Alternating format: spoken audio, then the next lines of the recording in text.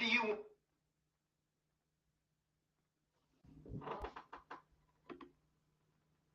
Full of corruption, no man in my pocket to improve my ambition. We not talking with tire, the government here on the wire, no way to retire. Hey, voila, they will come stand with a BB gun, pushing politics for genocide to essay the finish stealing all the mad, they deceiving us, they killing us. Oh, oh, oh, oh, oh, me and you, oh, I'm oh, so forget you are reclaiming, oh, God, come, oh, my wife, you're suffering, coming, you are reclaiming, oh, God, come. Oh, some people will say that Bira is Western than hell. That Bira is Western than hell. It's a probably got place for hell. Some people will say that Bira is Western than hell. That Bira is Western than hell. It's a probably got place for hell. You are reclaiming. Uncle Kami. Omo Fajere suffering Kami. You are reclaiming. Uncle Kami. Omo Fajere suffering Kami. See the way the government treating us. See the way the government treating us. See the way the government treating us. The government treating us. Oh, see the government deceiving us. See the way the government treating us. See the way the government treating us. See the way the government treating us. The government treating us. Oh, see the government deceiving us. Hey, Papa, God, come and save us for iniquity. No education, people suffering for illiteracy. We not manage local quality. As soon we try to talk, they say we not a minority. They can be posting and telling friends I love makeup. We not get what you not talking, then you love makeup. Oh, you think that girlfriend man you love makeup. Blah blah blah, blah blah blah. So nurse makeup. Then to development stopping labor, no time for it. You do your life crying, they get ear for it. Now I love you and sassy, they working for it. Only money in a pocket, then they bluffing with it. The other country corruption, I know the buku man. I guess I put that in like we work for me. That all the money they can see, they get talking, man. One of your time, you not do it, then you space it, man. The agriculture project taking it to different country. Using my to development in women country. Packing all Nigeria, sending it to different country. Who can me use my exploring on the daily country? You are reclaiming. Oh, God.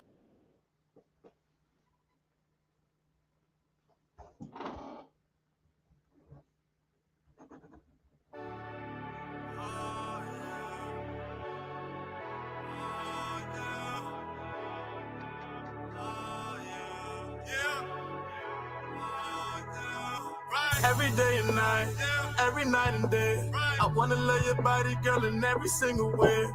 Every day and night, every night and day, I wanna love your body, girl, in every single way. We have to tell it and we're getting it on. Baby girl, tell me what you wanna do. Yeah, right. We can stuff on the bed, bath and beyond. Baby girl, tell me what you into. Yeah. Cause every day and night, every night and day, I wanna love your body, girl, in every single way. Every day and night, every night and day, I wanna love your body, girl, in every single way. Forever my lady, like Jodeci. You see your body keep controlling me, and I'm trying to get it popping like it's ecstasy. But your body should stay close to me. We gon' get it poppin', and soaking wet, fuck around. Got your girls, man, they all upset. Where you at? Where you been spending time? Got a man, I always hit you up, but you not around. I be your not a man, I'll hit you up on the phone. I'm head down and pick you up, baby girl, when you all alone. I wanna call you up, but I can't do that shit. Come over here, baby, you the one I'm rolling with. You the one I'm fooling with. I spend the hours, 1,000 flowers and tuna fish. Baby girl, you the only one that I'm dealing with. I swear to God, the MC Hammer catch you too legit. And didn't know that you my mama, Mia. Baby girl, you picture perfect like the Mona Lisa. Take you out to France, do it a little dance. Telling me that you love me, you posting it on the gram. And didn't know that you my mama mia. Baby girl, you picture perfect like the Mona Lisa. Take you out to France, doing a little dance. Telling me that you love me, you posting it on the gram. Baby girl, I got plans for you. Better yet, I made plans for two. Take your time, let me admire you. And baby girl, we get it poppin' like we supposed to do. We can start from the stairs, girl, I promise an hour. After we done with charades, we can jump in the shower. I'll tell the world that it's yours, baby girl, that is ours. Anything that you need in life, baby, I got you. Baby girl, you the one, boo. Cause you to be the one when talking tough I turn to. Girl, I really love and I do admire you. You the one that I need. Baby girl, you the one, boo. Cause you to be the one when talking tough I turn to. Girl, I really love and I do admire you. You the one that I need.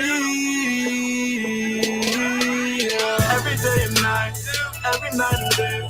I wanna love your body, girl, in every single way. Every day and night, every night and day. I wanna love your body, girl, in every single way. We have to tell it and we're getting it on. Baby girl, tell me what you wanna do. Yeah, right. We can stuff on the bed, bath and beyond. Baby girl, tell me what you into. Yeah, cause every day and night, every night and day. I wanna love your body, girl, in every single way.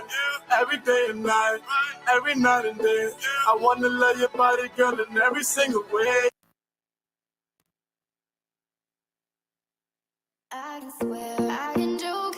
I see what's on my mind. If I drink, if I...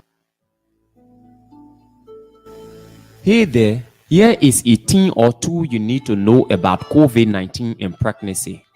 Pregnant and recently pregnant women are more at risk of severe illness from COVID-19. Most likely, hospitalization, need for ventilators, etc. Pregnant women who get COVID-19 are at a higher risk of preterm births and other complications. Most common symptom experienced by pregnant women after vaccination is pain at injection site. Research shows that vaccinations have no adverse effects in trying to get pregnant. Research showed that vaccine does not affect fertility of men. Vaccinated mothers pass on some immunity to their child through the placenta and through breast milk. It is safe to get the vaccine at any point before, during, and after pregnancy. It is safe to get the vaccine while breastfeeding. Get away from the misconceptions. Get vaccinated today to stay alive. A message sponsored by the African Career Education and Resource Incorporated, or ASA, in the state of Minnesota. I wanna hold. The fight against COVID-19 has become imperative to the survival of the world, to the extent we must all get involved. The question is, how do I get involved? Get tested. Get tested if you feel COVID-19 symptoms. Example, sore throat, cough, headache, etc. Get tested if you know you met someone who is now COVID-19 positive. Get tested before going to places where you may meet a lot of people. Example, schools, work, etc. Get tested before traveling, both domestic and international travels. Get tested when asked by a healthcare or public official to do so. Get tested today. Know your status and seek treatment if need be to stay alive. A message sponsored by the African Career Education and Resource Incorporated, or ASA, in the state of Minnesota. Allen Bernard International, or ABR, is a management consulting firm with a team of consultants and associates who focus on growing and transforming home healthcare agencies, nonprofits, and small businesses in other industries as well as individuals. Our services include ABR Business Support Services, ABR Accounting and Tax Services, and ABR Anti-Money Laundering Compliance Services. At ABR, we bring to each assignment dedication and commitment, experience and skills, performance-based process, integrated solution teams, and client relations. For more inquiries on our services, call phone number 469 378 3955. That's Allen Bernard International, or ABR, transforming business through ideas. I know they don't want me the money to come my way. Tired of looking for quality clothing in and around Monrovia with no luck in finding what suits your style? Well, look no further. A new men's clothing store located at the corners of Benson and Meglin Streets in the Kabah building is right here for you. The Men's Closet. The Men's Closet specializes in designer wears, including Louis Vuitton, Gucci, Givenchy, business suits, and the list goes on. Gents, let's look, smell, and feel good, not just for ourselves, but our significant others. Remember, when you look good, you feel good. That's why we also have on sale men's cosmetics, perfumes, lotions, deodorants, etc. The Men's Closet. It is not just the man in the clothes, but the quality of the clothes the man wears. For inquiries on our products and services, call cell numbers 0775 560 008, 0777 474 899, or 0886 658 055. The Men's Closet, here for you.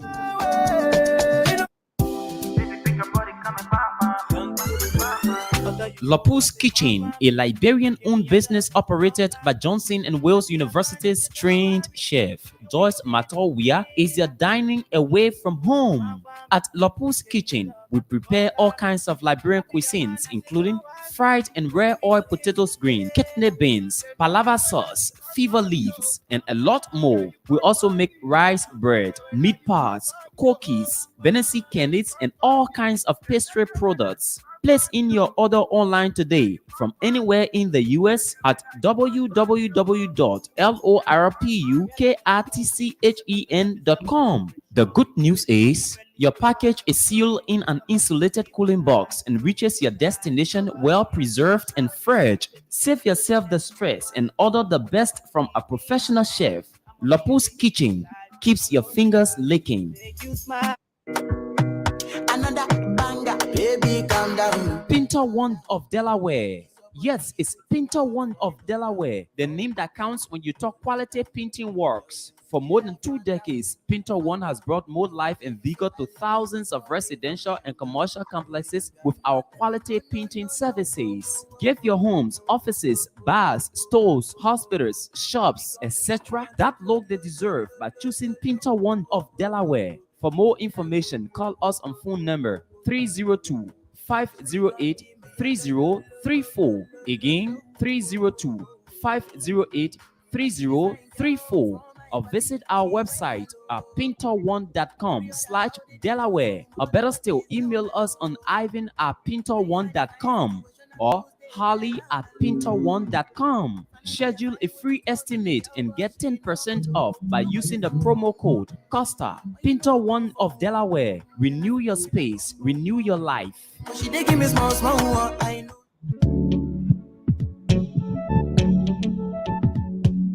We all know the headache we go through sending money to our loved ones, friends, and family in Liberia. High fees, long lines in banks, the usual complaint of the system being down, such a waste of time and energy. That is why I was very happy when I learned that Sendwave is now in Liberia. So now I can send money anytime from anywhere directly from my smartphone to the MTN Lone Star Cell mobile money account of a loved one, friend, or family within seconds for just a tiny fee. Download Sendwave, add your details, and don't worry, save and start sending money today. Don't forget to insert the promo code PASTA to get free $5 credit added to your first transfer. Sendwave is secure, fast, and far the most affordable way to send money to Liberia. I'm Henry Costa and a very happy customer. Thank you.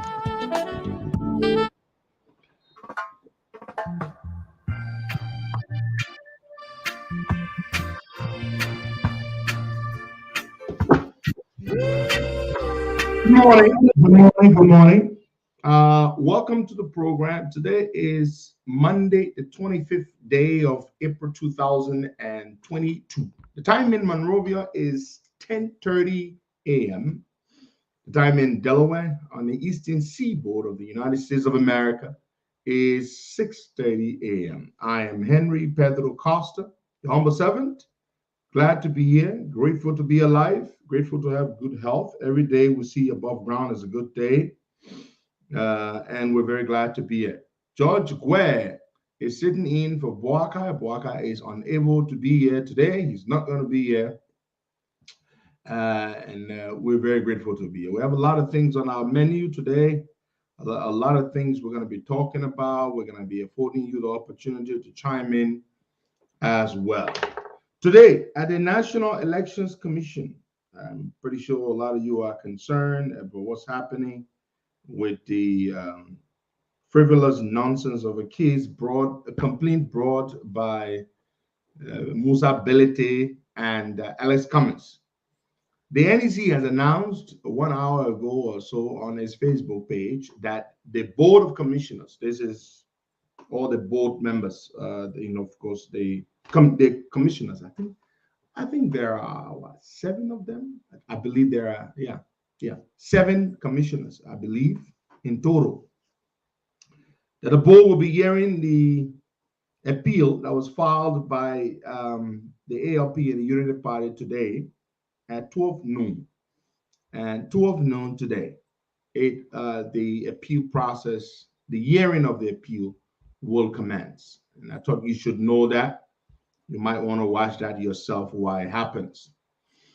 And if you're wondering what is it they're going to be hearing, well, the Unity Party and the ALP took exception to the ruling of the hearing officer, the ruling in which he said that the Elections Commission is prohibited from endorsing the candidate of the Unity Party, Galakpa Kotima. And so that is what precipitated the exception to that ruling and the subsequent filing of an appeal before the Board of Commissioners.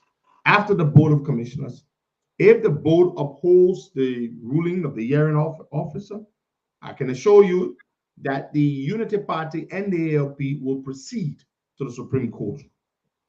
And the Supreme Court, which is the final arbiter of justice in our country, of the law, they don't always grant you justice. There's a difference between justice and the law. Justice is when the right thing is done.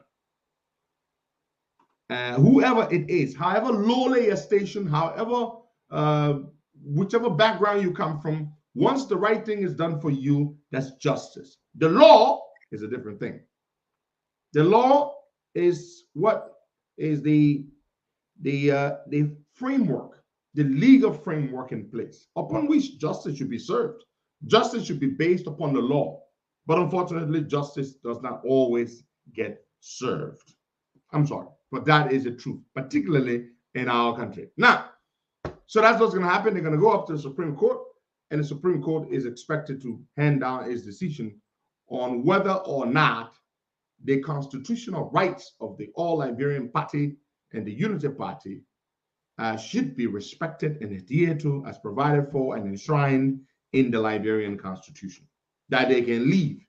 We've had brilliant, learned lawyers say you cannot contract out the rights of an individual. Rights that are guaranteed under the Constitution cannot be contracted out. For example, I think when they say that to mean that you cannot make an agreement, or I cannot enter an agreement with you, which basically says that a right is given to me and guaranteed by the Constitution, that right can be tampered with, or can be altered, or can be contracted out in any shape or form.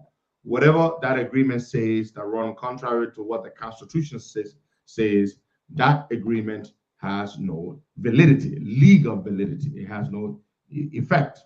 And so that is what the lawyers are expected, the Supreme Court is expected to say when it reaches up to them. Now, Musa Belete is at it again. He does not get tired. Belete has announced that the Liberty Party is open for applications for stand-up bearer. This boy is brave.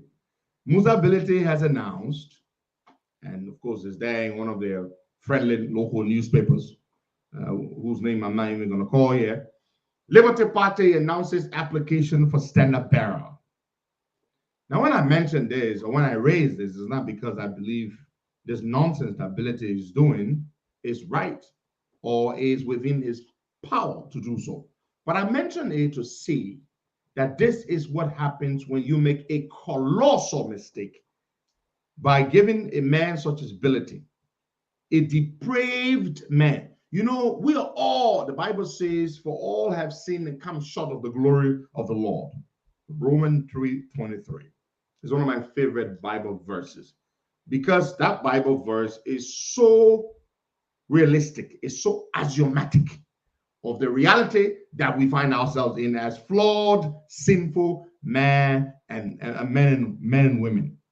So when the Bible says that, for all have sinned and come short of the glory of the Lord, or of the glory of the Lord, at the same time, I cannot shout myself as the most self-righteous one. No, that's not my point. My point is that Ability is announcing that the position that Youngly occupies, he is accepting or receiving applications for that position.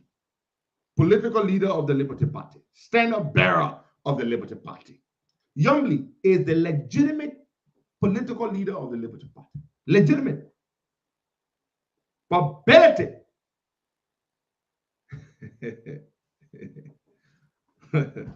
you know, the Bible says, I don't know which scripture exactly, but somewhere in the Bible it says,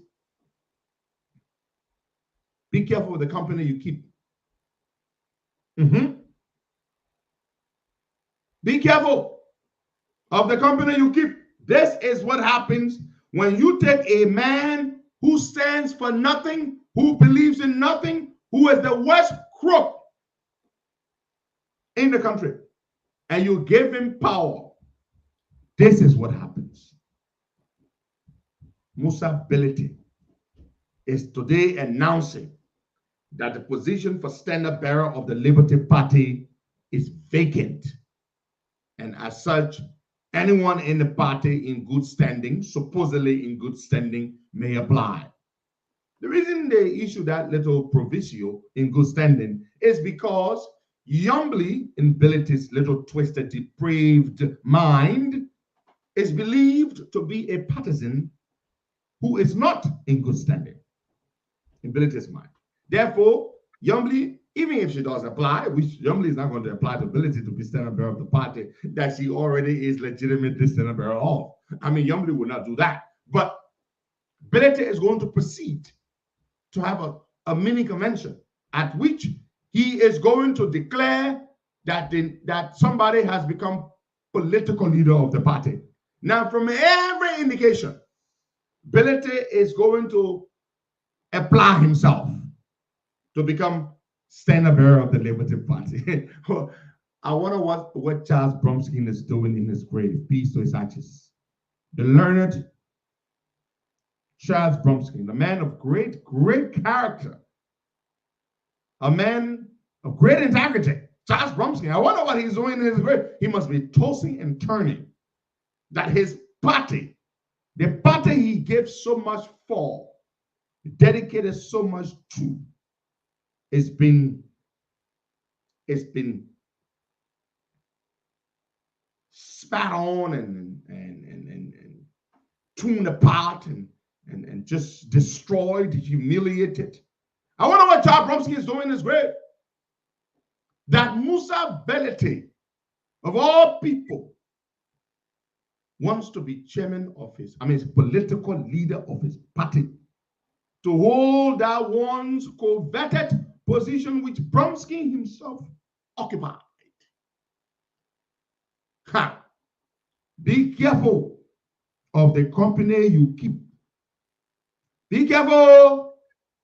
Be careful of the relationships you cultivate.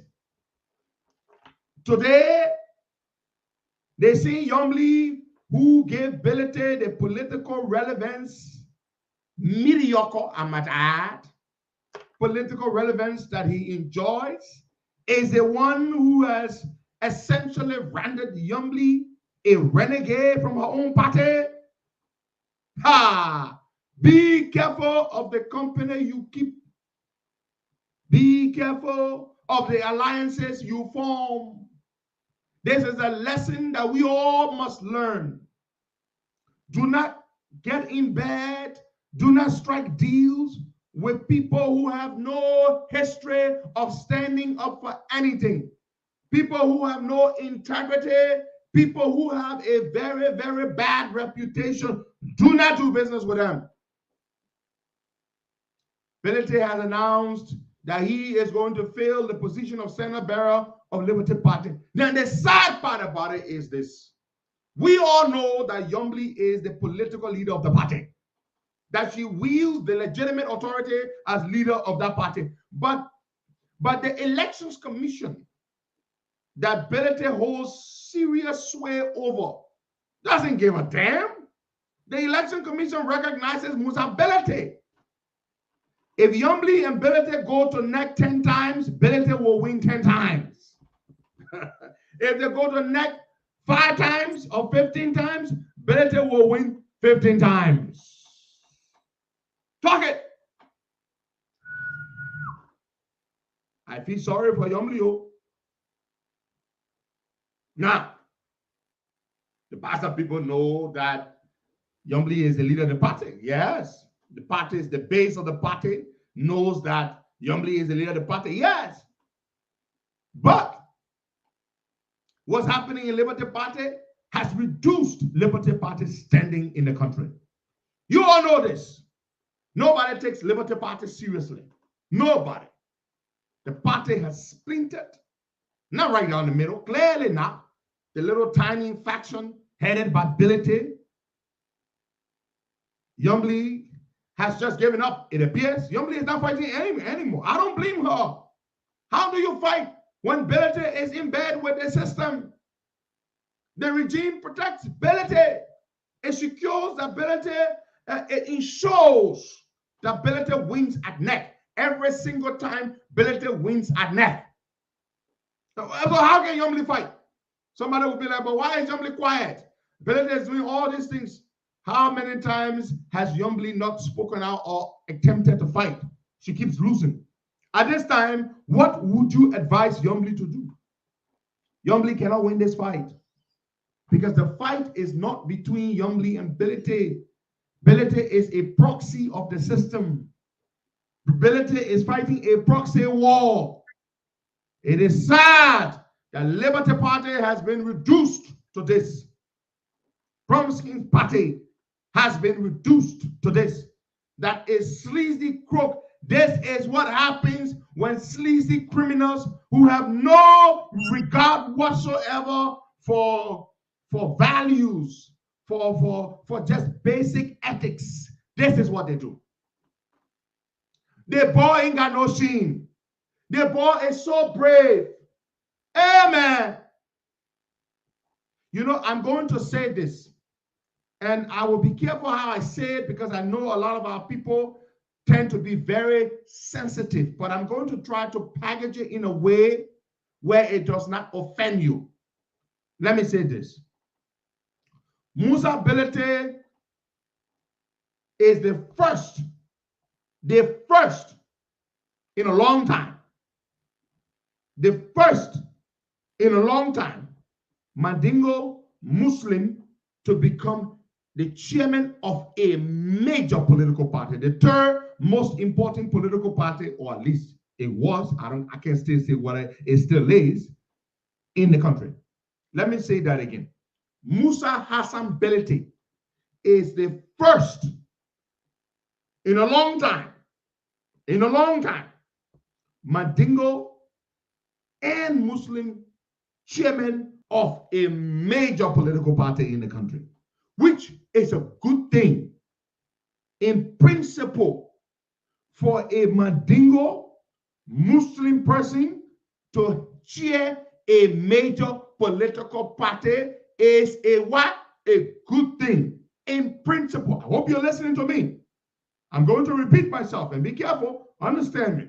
Musa Belete is the first in a long time Mandingo Muslim chairman of a political party, a major political party. I say Bagbati 245 Bagbiyata Bonsue party. It is a good thing.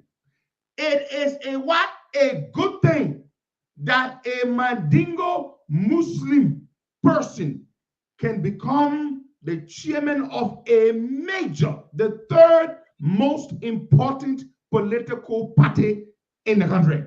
It is a good thing in principle.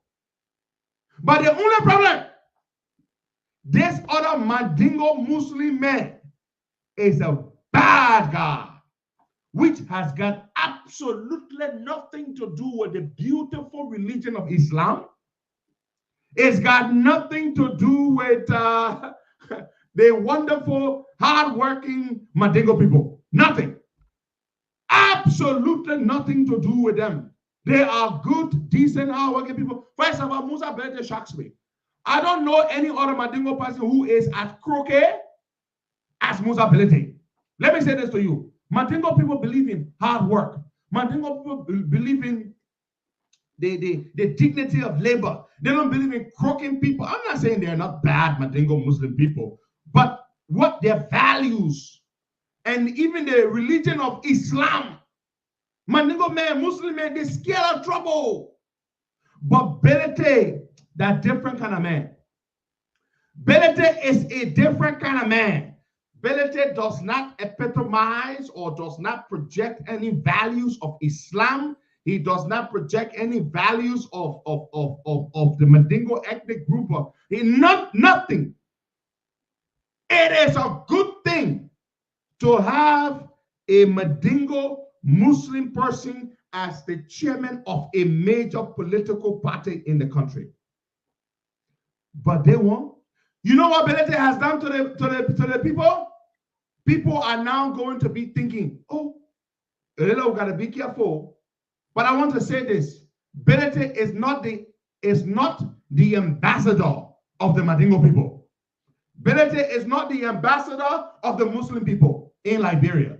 He is not the ambassador of the Mandingo people. He does not represent the Mandingo people.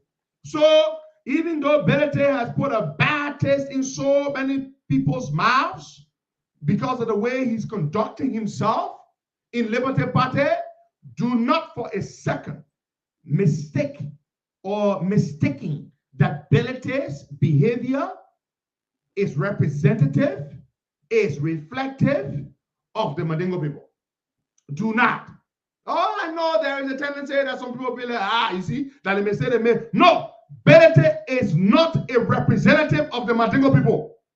He does not represent the Muslim people. This is, first of all, Belete owes all the banks in the country money, millions of dollars. He owes money left and right. He can't pay. He's a criminal. He does this, he does that. But I will tell you this. The religion of Islam, and by no means am I professing to be an expert on Islam, but the little I know about this is that Muslim people don't like to credit. They don't like to owe money all over the place that they can't pay. They believe is a wrong thing. They believe that as a good Muslim, you should not die in debt. You should not die owing somebody. So I'm telling you, Musa Belete is a disgrace, not to the Mandingo people, not to the religion of Islam. He is a disgrace unto himself. That is the point I'm trying to make. Belete is no ambassador of the Mandingo people. Belete is no representative of the Mandingo people. He is the representative of Musa Belete. That is who he represents. He himself, his own selfish interest. And the mistake that young leader made to make Belete this, I'm sorry, this is what she has to do. Any day you go up, you come down. Yombly is the leader of the Liberty Party. But sadly for her, this has happened to the party that Charles Bromsky founded and gave so much for. It is so sad what has happened. So for Ability to announce that he's about to have an election for political leader or standard bearer of the party, and he's putting himself forward. Mark my words, Ability will be declared by a small category of crooks, the likes of Wadi Power, who likes to shoot off her damn mouth and act like she's such a clean, decent person. She is CEO of Ability's company that crooks everybody. Wadi Power. You know, the thing that hurts me is sleazy crooks who likes to pretend that they're decent people. Ability doesn't hide it. Ability, everybody knows Ability is a criminal. He owes FIFA. He owes millions of dollars to the country. He owes all the banks in the country. Petroleum dealers, they supply him products. He doesn't pay them back. He runs from one importer to another. From one supplier to another supplier. Everybody knows Ability's rap sheet. He does not hide it. He makes no attempt to hide it. He's a criminal. He has accepted. He has embraced it, and he lives with it. You who do business with him, you do so at your own peril. The man is a criminal. He doesn't hide it. Everybody knows he's a criminal. He stopped defending himself ever since. He's a criminal. He's a criminal. But what about who? Oh, you see what she likes to Ale. First of all, she likes to Ale. She knows so much, and she ain't know a damn thing. Second of all, she likes to Ale. She's so squeaky clean. How the hell can you be working for Ability? Ability that your paymaster. You work for Ability as CEO of his criminal enterprise, Shrimex. You and Ability croaking all the business people. Then you sit down there, you can't face and be acting like you, oh no, and you don't talk about me being a crook, and me, I'm not a crook. You, Wadi Power, didn't you work for the Ebola thing? And you were caught up in corruption during the Ebola thing in 2014? That is the thing about Wadi Power I can't stand. Oh, I can't stand her acting like some kind of decent person. She is a crook, as much a crook as Musa Ability. You work for a crook. Then you open your mouth, you say you are not a crook. Is this Hassan Ability? Is this Musa Ability's relative? Are you a relative of Musa Ability? You Hassan Ability? And I want to say this. Musa Ability is not even a representative of his family. He's a representative of himself. He does not represent the Mandingo people. He does not represent the Muslim people. They are nothing like him.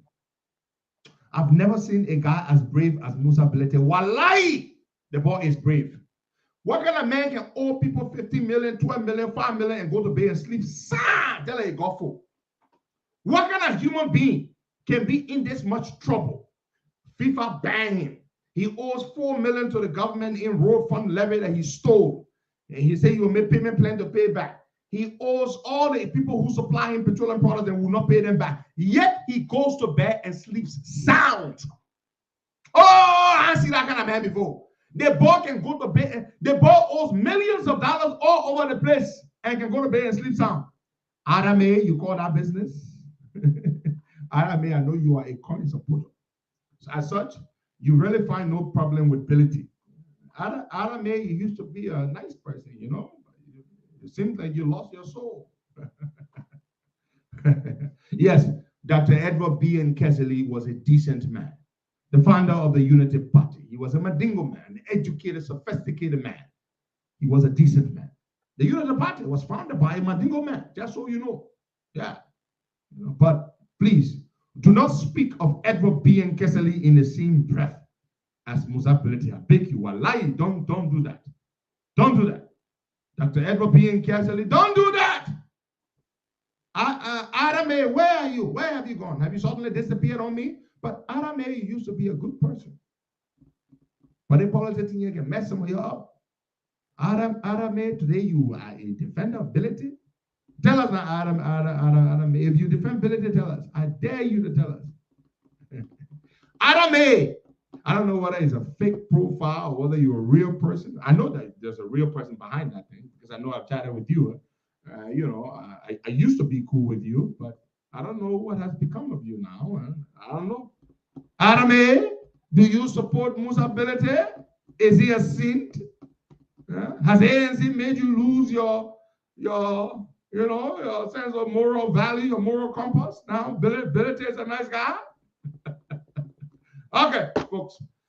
You're listening to the Costa Show. Today is Monday. Now, folks, there's a man called Reverend Joseph Gadier Johnson III. Reverend Joseph Gadier Johnson III. He's a Baptist preacher. He's a Baptist preacher. And Gadier Johnson, over the weekend, was consecrated as bishop. He's a good man. Reverend Gadier Johnson is a good man. Even though he finds that he's a very vocal man, very critical. During the Charles Taylor regime, Reverend Gadier Johnson, much younger, was very vocal. During the Ellen regime, he was also very vocal. Very vocal. He's a man for whom I have great admiration and respect. I have visited his church. He's a good man. He's a decent man. On Sunday, yesterday, the Reverend Gadier Johnson was made a bishop. They consecrated him. The whole council of prelates, men and women of God, they assembled and they performed the ritual and made him bishop. And he deserves it. He's a good, decent man. Works hard in the community and then is a vocal voice for God and for the people. I respect him. I admire him. He sent me an invitation, knowing I would not have been there. Still, he reached out to me. He said, these were his words. How I wish you were here. And I said, oh yes, I would have loved to be there. And I'm happy for him. I want to congratulate him. Bishop Gadier Johnson III. But you see, it is unfortunate that the beautiful consecration ceremony yesterday of my own dear beloved Bishop Gadier Johnson III has been overshadowed by a picture of President George Weah standing in the church yesterday where Bishop Gadier Johnson was being consecrated. Apparently touching the head or shoulder of Bishop Gadier Johnson while Bishop Gadier Johnson was on his knees before George Weah. That image has gone viral on social media. And people are talking about it. What is George Weah doing here? I mean, we know that George Weah is not an ordained minister of the gospel. George Weah is not a preacher. Nobody made him no damn preacher.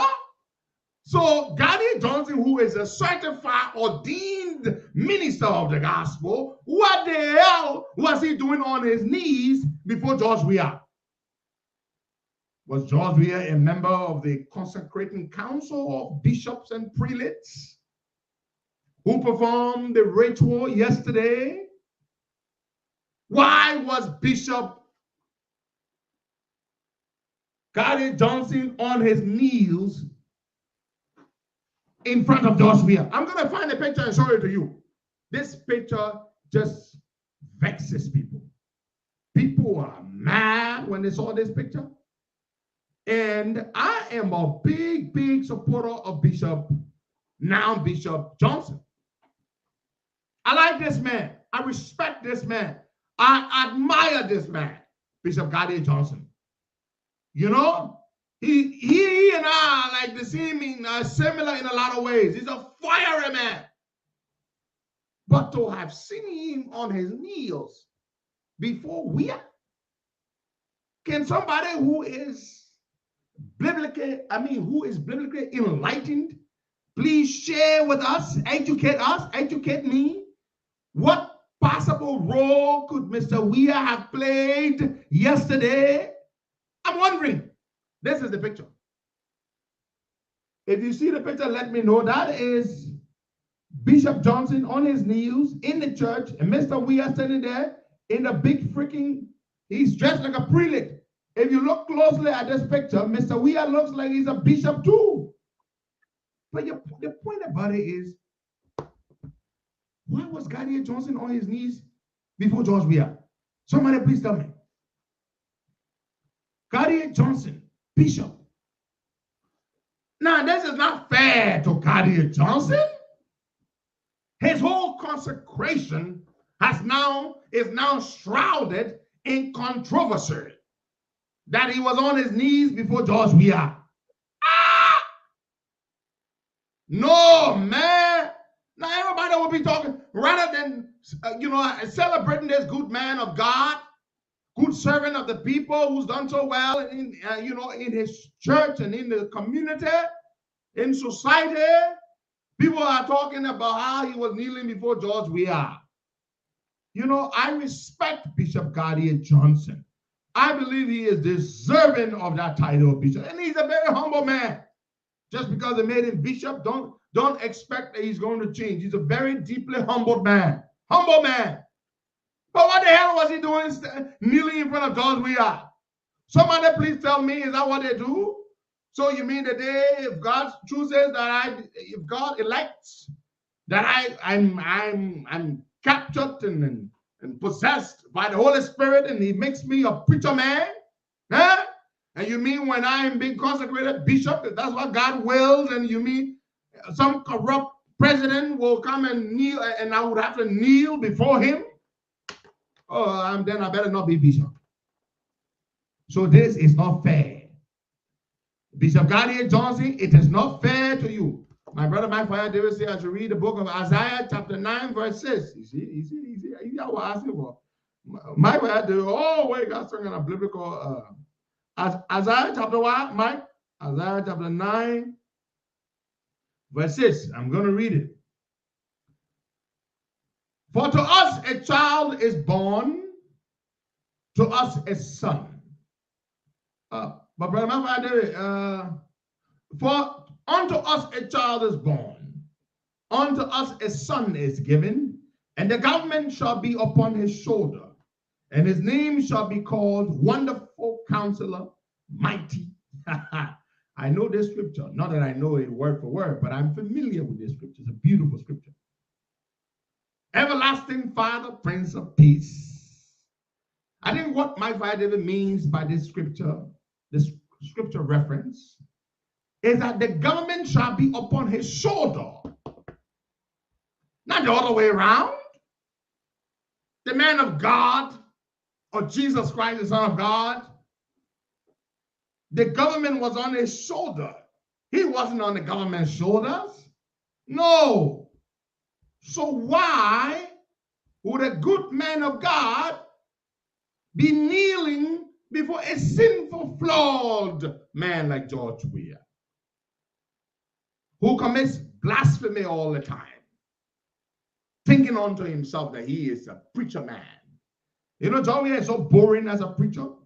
If he had a gift to preach, I would understand. There are some very sinful, flawed people, but they can preach. They can really preach. But George Weir can preach. George Weir is boring. Have you heard him preach? I'm sure many of you have watched him just out of curiosity. Not that you're really interested in what he has to preach. First of all, he does not quote the scripture. He's so lazy, he does not even do his scripture reading and stuff.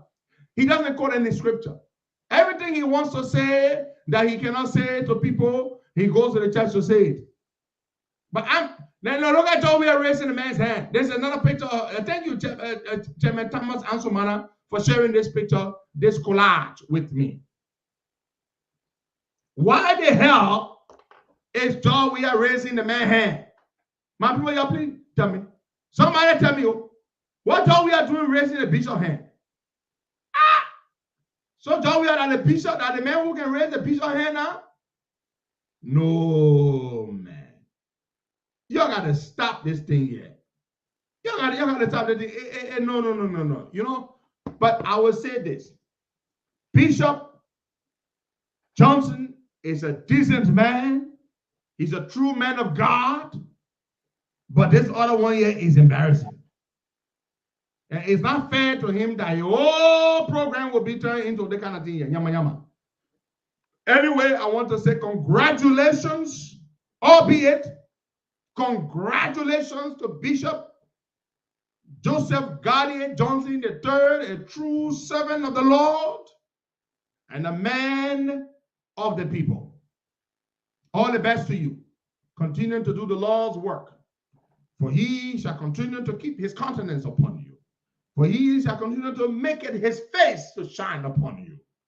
And you shall be reserved a seat on the right side of the Lord. And you shall be cuddled in the bosom of the Lord. Your reward in heaven is secure. We'll move on to something else. You know, I always tell people say, oh, Costa, you could be a preacher one day. One day you'll be a great preacher. Oh, and I always say this to them. I am never going to be a preacher because I want to be a preacher. I am never going to be a preacher because I think I can sound like a preacher. No. Or I think I can move people and inspire people. That is not why I would want to be a preacher. If the Lord does not give me a real clear message that I should be a preacher, I am not going to be this other voice here. You are never going to hear it from the pulpit.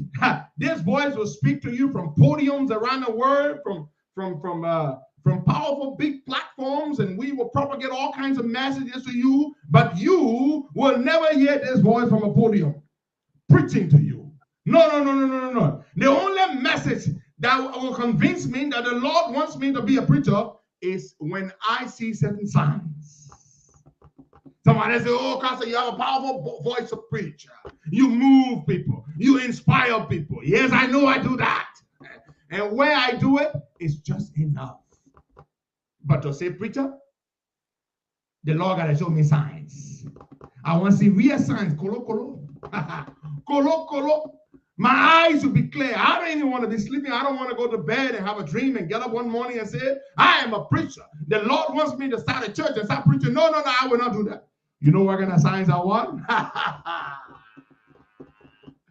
The things I do today, let me have no desire to do tomorrow. All the things I currently do, I should not want to do them no more. That's the only sign. The only sign that will make me convinced that the Lord God wants me to preach his word to his people is that I should have no desire to drink liquor. I shall have no desire to look at any beautiful woman and think some kind of way. I shall have no desire. Oh, that's the only way. Look, do I look like some kind of fake person to stand up there and be preaching? I'm not talking down to other men and women of God who are not strong enough, but I want to be solid in the Lord. If God wants me to preach, God will fortify me. God will seal my eyes. God will remove certain desires from my heart. And he will make me a new man. And he will set me up and he will give me that pulpit. Oh man, and if I stand in front of that pulpit to preach his word, if that is what he truly wants me to do, I can tell you, man, we will move nations. We will move mountains.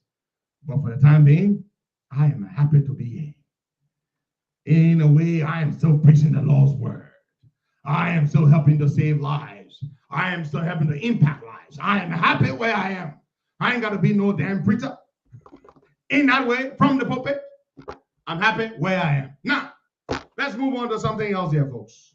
Something else here.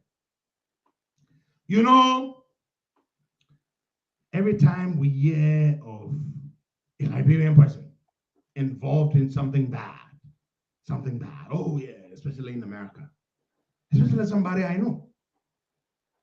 The story broke yesterday that a gentleman that I know Sheikh Bashir personally. I can't call him a friend, not because he's in a situation now so that I'm trying to disown him. That's not what I mean. But some people are only acquaintances. You know them, you've spoken with them a few times, you've interacted with them, you've even hung out with them. Sheikh Bashir and I have met at places, we've hung out together, we've lectured. I like the guy. I'm going to be honest with you. I'm not going to dish into the curb now and say, you know, he's a terribly bad person. I know Sheikh Bashir very, very well. Well, I mean, I wouldn't say very, very well. I know him. You know, I know the guy. Sheikh Bashir is in trouble. Now, some of you may not know this guy. This is the guy who paid for P Square to come to Liberia. The boy band, the twin brothers, P Square, you recall, for the Independence Day program. That was his contribution to the country. I'm told he paid him over $100,000.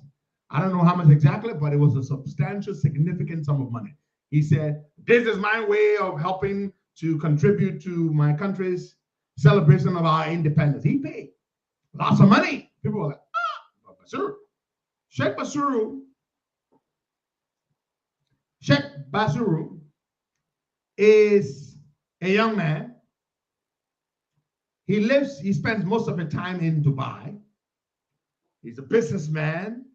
He likes to flaunt his wealth. Oh, Sheikh Bashir can show off. I follow him on TikTok. And I see a lot of things he does.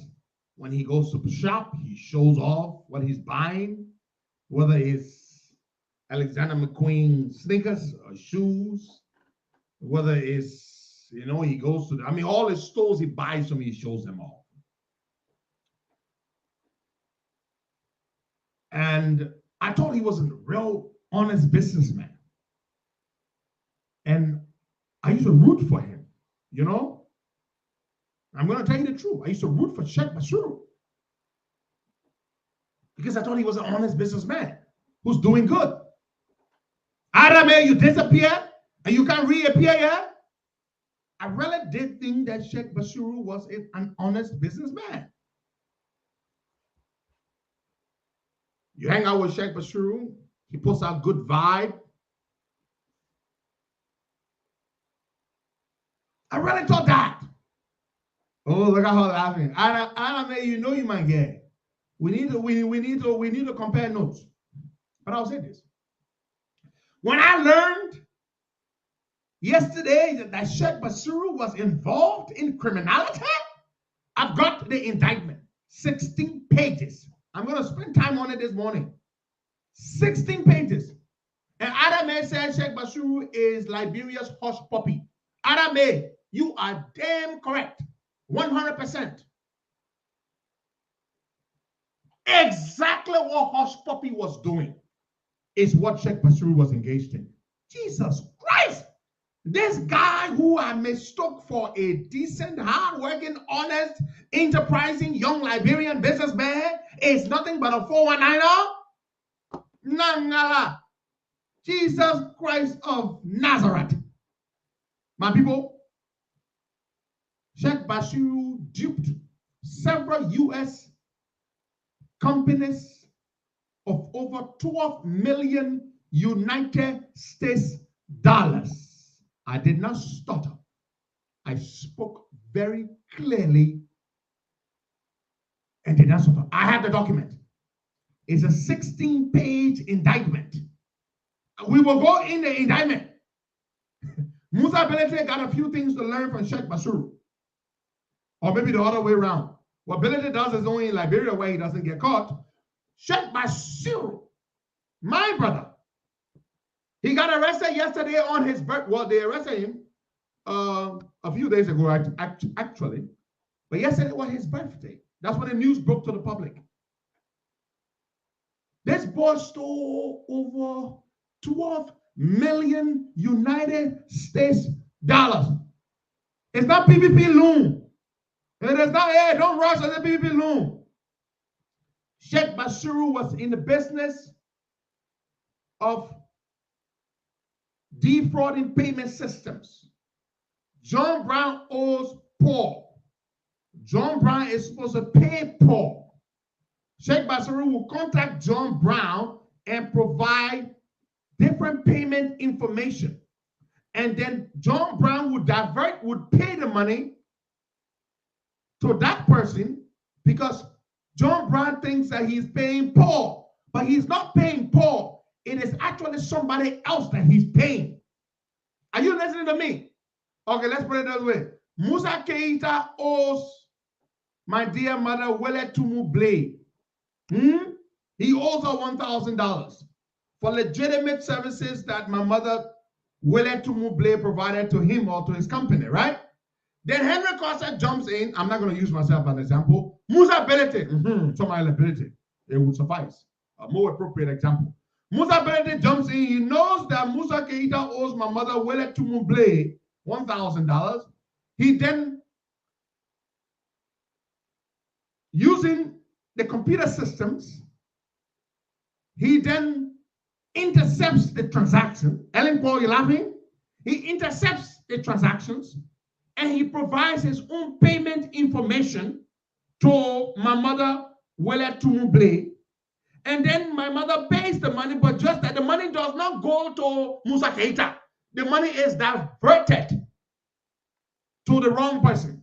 That is what this boy was doing. Hacking people's systems, diverting payments, and collecting millions and millions and millions of dollars and moving the money. And he was living in Dubai. That's why he moved. But let me go to the indictment itself. I want to go into the nitty-gritty of the indictment so you all can hear the indictment. Jesus Christ, Nangala, it is not easy. Woo! It is not easy. This boy is brave. The boy is brave. Then the boy moving the money off from the people's bank, 2 million from the bank to the other bank, 1 million from the bank to the other bank. The boy is brave. The boy is brave. The boy is brave. Let me read for you, folks. In the United States District Court for the District of Maryland, United States of America versus Sheikh Bashir County. The whole America versus Sheikh Bashir. The boy strong. Babu, you strong. Babu, the boy not strong. My people, tell me Sheikh Bashir not strong. The whole United States of America versus Sheikh Bashir County. The boy strong. The boy damn strong. Let me read this again. United States of America versus Sheikh Bashir County, aka Bas County, aka Ibrahim Dambele. The boy damn strong. The whole America versus one man. Y'all gotta get up all credit. Affidavit in support of criminal complaint and arrest warrant. The boy, yeah, Maryland. So this one begins with the investigator. He gave a whole background. He's with the cyber task force. That's the boy committing cyber crime, money laundering, all kind of yama yama. Look, Sheikh Bashir, the boy crime sheet are not small thing. It's too long. He rap sheet. He rap sheet too long. But I'm going to the part. Aha! Probable cause. Let's go to the case. Aha! We are about to enter the case. Wow. Since April 16, 2021, let's know the United States, including the FDIC, this is the U.S. government agency that's responsible for all deposits in banks in America. They ensure that it's like the insurance companies for all deposits. You know, all the deposits, every dollar you got in the bank, the FDIC ensures that those deposits are insured. You're protected. Your money is protected. The FDIC, the OIG, this is the Office of Inspector General. The Department of Treasury, Office of Inspector General. The FBI, the HSS, OIG, the Homeland Security. Ooh. You see they're going to put our investigating the ball? Let me go back. The United States government, including the FDIC, OIG, Inspector General, Office of Inspector General. The Department of Treasury, Office of Inspector General. The FBI, the Homeland Security Office of Inspector General has been investigating County and others in connection with suspected computer intrusions and BEC schemes involving two victim companies. There are two companies the boss sold from. Victim companies. When they started investigating Sheikh Bashir, April 16, 2021. The U.S. government opened investigations. Who all been investigating him? The FDIC, Office of Inspector General. The Department of Treasury, Office of Inspector General. The FBI. the Department of Homeland Security Office of Inspector General. Jesus Christ, you see the long list of people who've been investigating Sheikh Bashir? You see the long list of people? Let me read further. BEC schemes often involve a perpetrator, who in this case is Sheikh Bashir, gaining unauthorized access to a business email account, blocking or redirecting communications and or that email account, and then using the compromised email account or a separate fraudulent email account called a spoof email account to engage in further communications designed to cause victims unintentionally to redirect wire transfers to accounts controlled by the perpetrator. So this is what they call BEC schemes. You enter the people, you hack the people email account. You start communicating with their client who owes them money. And then you take charge of the email account, or you divert all the communications to you. And then you provide new bank details, and they're moving the funds to you instead of moving the funds to the person they intended to move the funds to. Exactly what Hush Puppy was doing is exactly what our Liberian brother Sheikh Bashir Kante was engaged in. Hack the people's email accounts. In this case, 2 companies were affected, U.S. companies, and then you're moving the funds to those accounts as opposed to the funds going to where the funds should go. Sorry, we lost connection with our guys in Liberia. Stay put. We should try to reconnect with them shortly. Let me call them up. We'll come back to that thing, but I need to make sure my boys are reconnected. Let me call them up and see what's going on. Yeah, hold on, folks. Let me call them up. What's going on?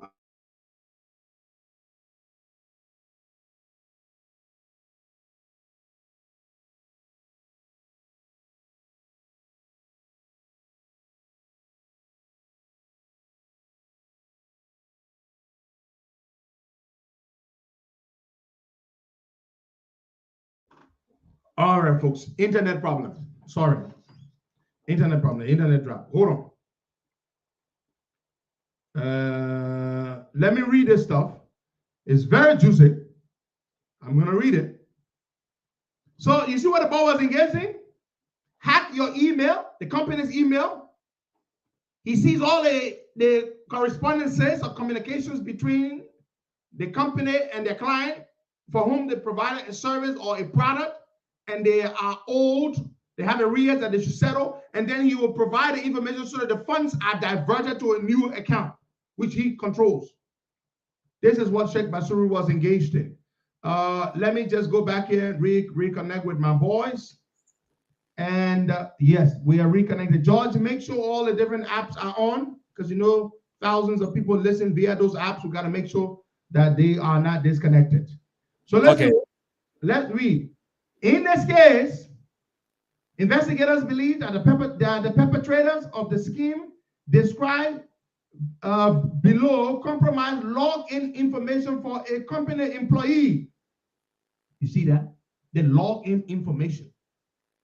How you log into your account, your email account, they stole the information and they started using the people's accounts to steal money, to communicate with their clients, which allowed the perpetrators to change payment routing information.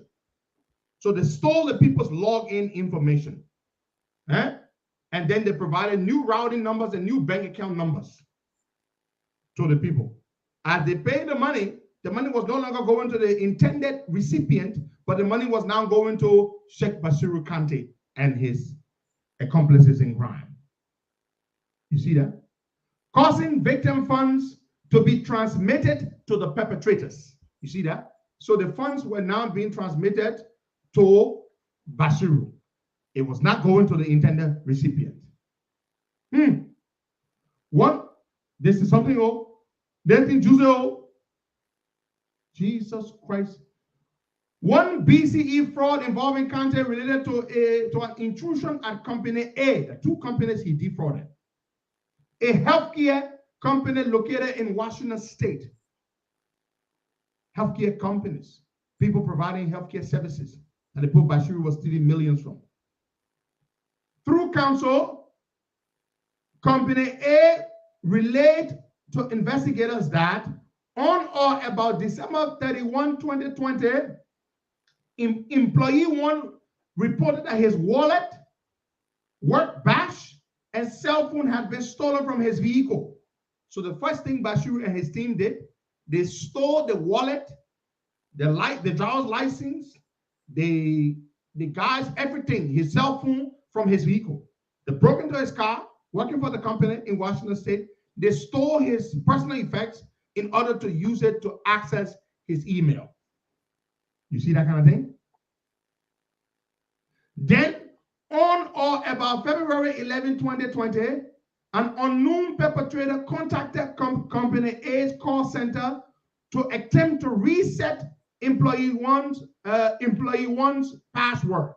After the store, they got wallet, his ID, his cell phone. They call the call center of the company and say, hey, we want to change, I want to reset my password.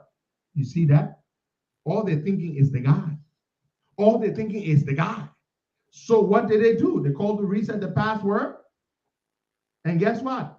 Employee One's account was then deactivated and reactivated several times so that they will have access.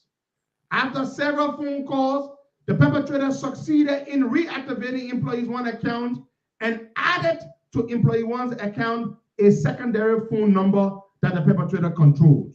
You see what they did? After they got the account reactivated, the guy whose wallet and phone, everything is stole from his car, they got the account reactivated after several persistent calls to the call center. Then they added a secondary number so that if anything, the call would be routed to that number which they controlled. Jesus Christ. Jesus Christ. You boys are brave. Although Company A used two-factor authentication to secure its employees' accounts, investigators believe that the perpetrator was able to obtain Employee One login information through controlling their secondary number. Because of the secondary number, you know how sometimes you try to access your email and it will ask you for a two-factor authentication?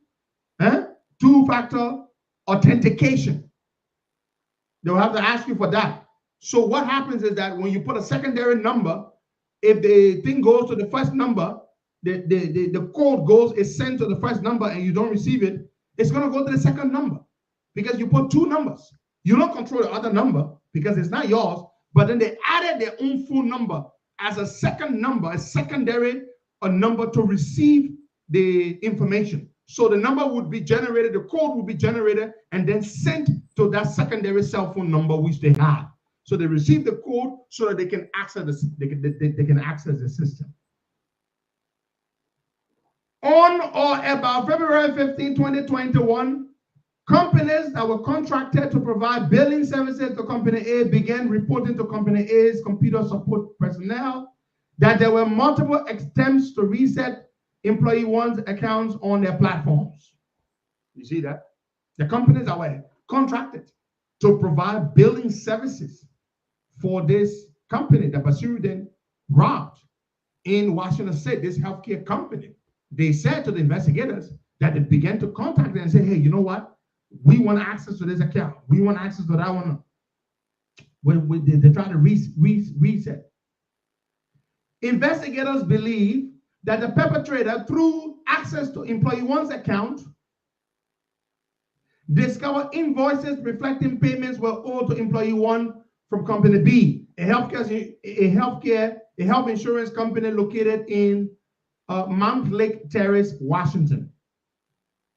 Folks, let's go to the amount of money the boys are moving.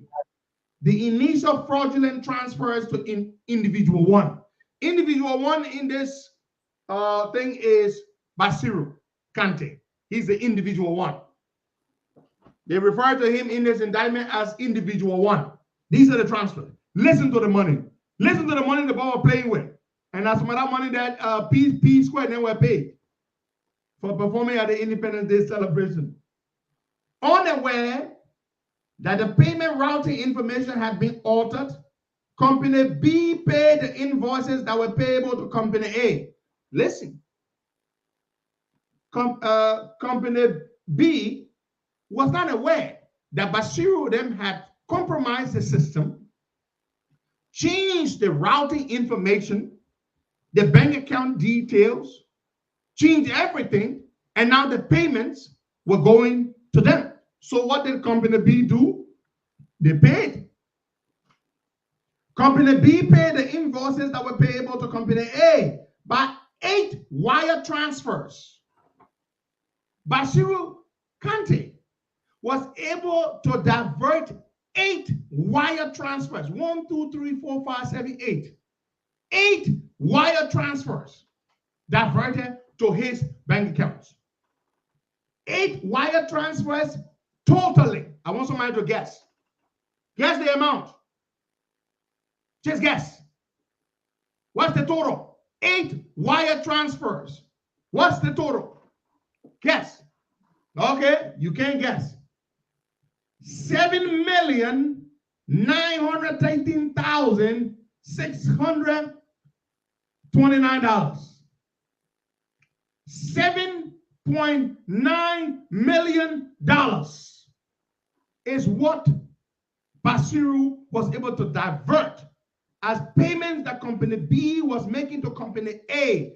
Bashir was able to divert $7.9 million United States dollars to his own bank accounts. 8 wire transfers the board diverted to his own accounts. 7.9 million. You round it up, that's $8 million. Let me read further. He wired these funds to his Wells Fargo account ending in 5667. The board moved almost $8 million to his bank account, his Wells Fargo account, ending in 5667. You see what the board did? According to Company B, the company that paid the money, the payments diverted to Wells Fargo account number 56 ending in 5667 were intended to cover open invoices at Company C, a healthcare company located in Anchorage, Alaska. Company B said, we were owing these people money. They call it open invoices, invoices that needed to be paid. We moved these payments, 8 wire transfers, and they have provided for us the insurance money, healthcare insurance money. Healthcare insurance money, that's what the boss stealing, so diverting the people money. They see it in hospital people doing. That what Bashir Kante was doing. $8 million, 8 transfers. Let me read further. Bank records revealed of the amount payable to Company C, another company again, Wells Fargo account number ending in 5667 received 3 automated clearinghouse deposits on or about March 4th, 2021, totaling $2,490,367.38. So this is the second amount that they stole. The first amount here was what? 7.9 million. The second amount here is $2,475,000. So you round this up to 2.5 million. So the first amount they stole, they had diverted to their account 7.9 million. The second amount that he stole was 2.5 million. So you do the math. 7.9 million plus 2.5 million. Add it up.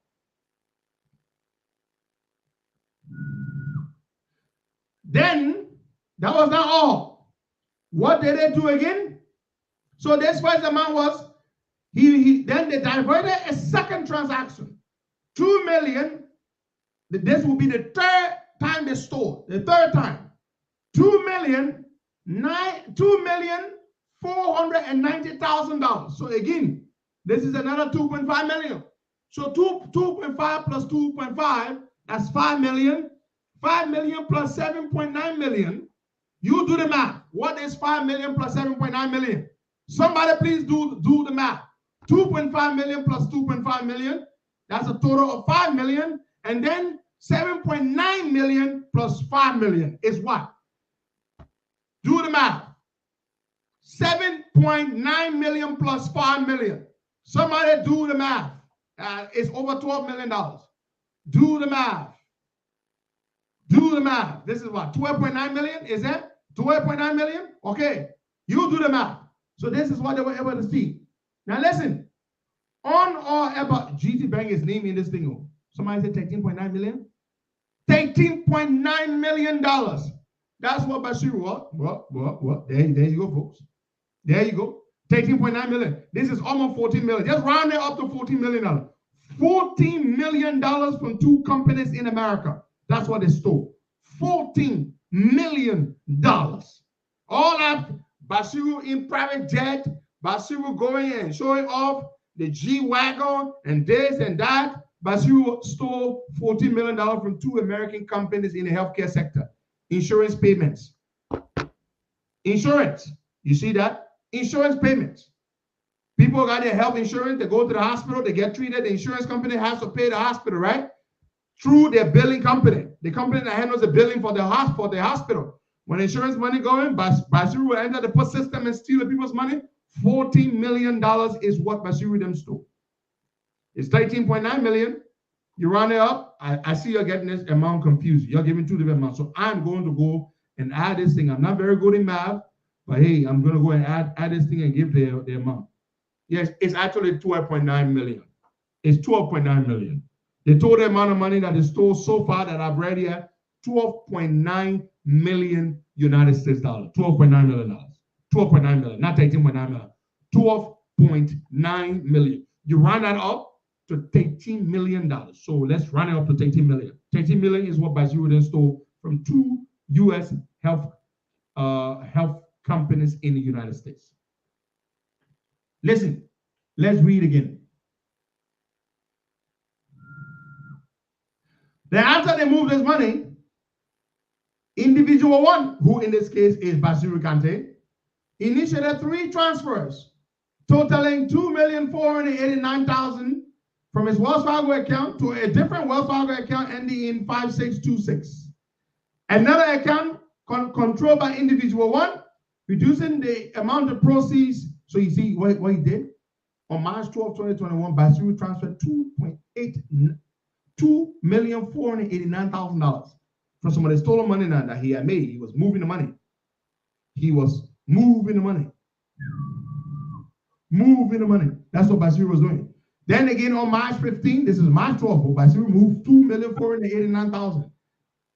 3 days later, on March 15, 2021, Bashir made 5 transfers totaling $2.2 million. He was moving the money now. He had all these millions of dollars sitting in his 2 bank accounts, 2 Wells Fargo accounts. So now he had to move the money. So after he moved $2,489,000 on March 12th, Bashir decided to move more money. 3 days later, on March 15, 2021, Bashir transferred $2,220,000 from that same Wells Fargo account into which he moved the $2,489,000. He transferred $2,220,000 from that account. Jesus Christ. Bashir was there moving the money. And they are co-conspirators. So they got co-conspirator 1, they got co-conspirator 2. These are people who are not named in this thing just yet. According to WhatsApp messages provided by individual 1, you see that? Bashir provided WhatsApp messages. On or about March 12, 2021, co-conspirator 1 instructed individual 1 to wire $945,000 to a Bank of America account ending in 2315. An account held in the name of Ravines Logistics Incorporated, with an address at a residence in Beltsville, Maryland. You see that? On March 12, 2021, they moved $945,000 US. Co-conspirator 1. So Bashir showed the investigators WhatsApp messages. WhatsApp messages to inform. So he was helping with the investigation. So that means Bashir is not going to go down alone. You understand, folks? Bashir is not going to go down alone because he's already started showing names and communications between and among him and people, that this is how he was moving the money. George, we're going to go to the phone lines and take some calls. We got 20 minutes to go. This is something. Yes. Bashir provided WhatsApp information, messages to the investigators to show that he alone did not do this, that he had co-conspirators. So there is a co-conspirator 1, according to the indictment, and there is a co-conspirator 2. We don't know who these people are. We might know their names, but we don't know who they are just yet until the trial begins and they begin to show up in court, or if they themselves are indicted. This is serious. This is very serious. George, let's take some calls then. $12.9 million Bashir Kante and his co-conspirators stole from 2 U.S. healthcare companies or health companies. 12.9 million. Round that up to 13 million. Yeah, that's what happens, Philip Macaulay. When you snitch, you don't do much time. Yeah, when you snitch, when they grab you in America for committing a crime and you name your co-conspirators, you can make a deal, enter something called a plea bargain, and they will give you a lesser, jail time, especially when they can recover a lot of that money. George, let's go to the lines and let's take some calls. Okay, folks, if you are listening to the Costa Show this morning, the numbers to call on the show this morning: 0770-102-102, 0886 010 TD8TD. The WhatsApp number +231 880 51 TD417. The WhatsApp number +231 880 51 TD417. The orange number 0770-102-102. Lone Star number 0886 010 TD8TD. These are the number to call this morning on the show. No calls yet. Yeah. So the phones emails in one of Bashir Kante's accounts at baskante1983@gmail.com, and they found an invoice bearing the name Ravine Gold Invoice in PDF. It purported to be an invoice issued to individual 1. The invoice was for 21 grams of gold bars, 21 kg gold bars, described by 23 karat gold dough bars with a unit price of $45,000 and total of $945. You see that? So Bashir was paying, acting like he was buying gold. Now they had to launder the money. Jesus Christ. The payment information on the invoice directed payment to a Bank of America account. So you see what Bashir was doing? He was invoicing himself for gold. So you see, Bashir, one of the things Bashir said he was involved in is gold business. So Bashir was invoicing himself supposedly for gold, for jewelry, because they were trying to launder the money, to clean the money. But he was cleaning the money with a company that he owns. You see that? He didn't even go do it with a different company. You see that? Oh my God. Oh my God, Bashir. Bashir is in trouble. So let's see what we got some calls there. We got about 17 minutes to go. Good morning. And let me say good morning to Pedro Costa. Yeah, Costa, thank you this morning for the information. But the only thing that listening to feedback. Yesterday, when we were talking about protests, the person was trying to bring war in the country. But today, the government is starting with election commission and other courts to delay the election matter in this country. They are not talking about bringing war. Yesterday, we said things were not right. The protest, peaceful protest, they said we're bringing war. Even the head of the AFL, widow woman, she calls me on the radio, say how we're trying to bring war. Every day protest at war. But the thing that made like bring people to go to war, it was the same election matter where everyone. In 1995, she said she was dissatisfied if our party was cheaper. In America, the phone that group, they called MPFL, they came to liberate so many people. Election matter can bring war in this country. Please, the Justice Minister has said it that no constitution, nobody's constitution right is over another person. And no law is about of like blood. Yesterday, I listened to Mr. Comey on the radio talking about they wanted to bring blood voting. Keep track of the time. But the same constitution tells you say that your right to your right to be part of somebody and your right to disassociate yourself. You're saying no. If you're concerned to press so the Unity Party for you say I take another caller. Yes, it's okay. You gotta take another caller. Okay, my brother. Okay, the WhatsApp number +231 88051. Okay, let me go back here to the WhatsApp number. Good morning. Yes, good morning, Josh. Yeah, good morning. My name is Frank Gibson. I call from Paris. Welcome. Yeah, I want to talk on two issues quickly. The first one is the bishop. According to Costa, the bishop will kneel down, and President Weah put his hand on the shoulder of the bishop.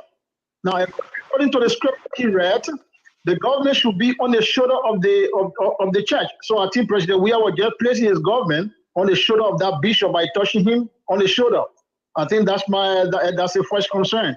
On the issue of the young man Bashir, who is in custody, I guess, how can you compare the two now, Musa Belete and Bashir, who is the real problematic person, as you put it? I don't want to call the name you've been referring to Musa Belete to.